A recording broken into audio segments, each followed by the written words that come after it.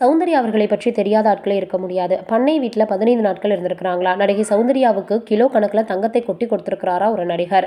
யார் அவர் அப்படின்னு இப்போ எல்லோருமே கேட்டு வந்துட்டு இருக்காங்க. சமீபத்தில் ஒரு பிரபலம் சொன்னதுனால சர்ச்சை வெடிச்சிருக்குன்னு தான் சொல்லணும். நடிகை சௌந்தர்யா தமிழ், தெலுங்கு, கன்னடம் உள்ளிட்ட பல மொழிகளில் பிரபலமாக இருந்தவங்க. பொன்னுமணி, அம்மன், தவசி, படையப்பான்னு ஏராளமான தமிழ் படங்கள்ல நடிச்சிருக்காங்க. இவங்களுக்குன்னு இன்ன வரைக்குமே பல ரசிகர்கள் இருக்காங்க. மிகப்பெரிய ஒரு ரவுண்டு வருவாங்கன்னு எதிர்பார்த்த நிலையில் உறவினர் ஒருவரை திருமணம் செஞ்சாங்க. பிறகு அரசியலில் என்ட்ரி கொடுக்க அவங்க ஹெலிகாப்டர் விபத்தில் சிக்கி பரிதாபமாக உயிரிழந்தாங்க. பெங்களூருவை பூர்வீகமாக கொண்டவங்க சௌந்தர்யா. கன்னட திரையுலகில் நடிகையாக அறிமுகமான பிறகு அவங்க தெலுங்கிலும் அடியெடுத்து வச்சாங்க. 2 மொழிகளிலும் சக்சஸ்ஃபுல் ஹீரோயினாக உயர்ந்துகிட்டே இருந்தபோது தமிழில் ஆர்.வி. உதயகுமார் இயக்கத்தில் கார்த்திக்கு ஜோடியாக பொன்னுமணி படத்தில் 1993ஆம் ஆண்டு அறிமுகமானாங்க. அந்த படம் சூப்பர் டூப்பர் ஹிட் அடிச்சது.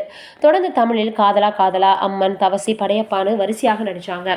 தமிழ் போலவே மற்ற மொழிகளிலும் பிஸியாக இருந்தவங்க தன்னுடைய கெரியர் பீக்கில் இருந்தபோது தனது உறவினர் ஒருவரை திருமணம் செஞ்சுக்கிட்டாங்க.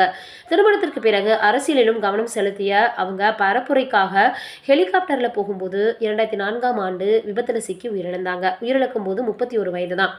இது மிகப்பெரிய அளவில் ஒட்டுமொத்த திரை உலகினருமே சோகத்தில் ஆழ்த்தியிருந்துச்சு. இந்த நிலையில் சமீபத்தில் பிரபல பத்திரிகையாளர் ஒருவர் பேட்டி கொடுத்திருக்காரு. அந்த பேட்டியில் சௌந்தர்யாவின் உண்மையான பெயர் சௌமியா. சினிமாவுக்காக சௌந்தர்யான்னு பெயரை மாற்றிக்கிட்டாங்க. அவங்களுடைய தந்தை கன்னடத்தில் ஒரு சில படங்களை தயாரித்த தயாரிப்பாளர். இவங்க கன்னடம், தெலுங்குல நடித்து பிறகு தமிழில் பொன்னுமணி படத்தில் அறிமுகமானாங்க. தமிழில் தன்னை அறிமுகப்படுத்திய உதயகுமார் மீது சௌந்தர்யாவுக்கு கடைசி வரை மிகப்பெரிய அளவில் மரியாதை இருந்திருக்கு. அதனால தான் அவங்க உயிரிழக்கும் 10 நிமிடங்கள் முன்பு கூட உதயகுமாரிடம் ஃபோனில் பேசியிருக்காங்களாம்.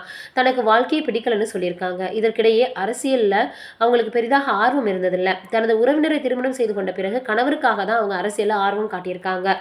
அரசியலில் வந்த குடைச்சலை அவங்களால தாங்கிக்கவே முடியலையா. அதனால தான் உதயகுமாரிடம் அப்படி சொல்லியிருக்காங்க.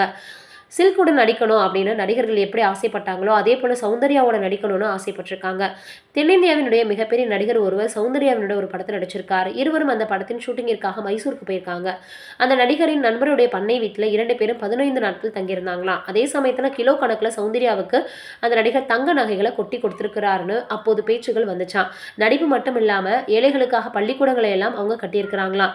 இப்போ இவர் சொல்லியிருக்கிறது மிகப்பெரிய அளவில் வைரலாகி வருது. இது ஒரு புறம் இருக்க, நயன்தாராவால் அப்செட் ஆனாங்களா நடிகை அசின். கோபத்தில் அவங்க காட்டிய ரியாக்ஷனு வசமாக மாட்டியிருக்கிறாரு இயக்குனர் ஏஆர் முருகதாஸ்.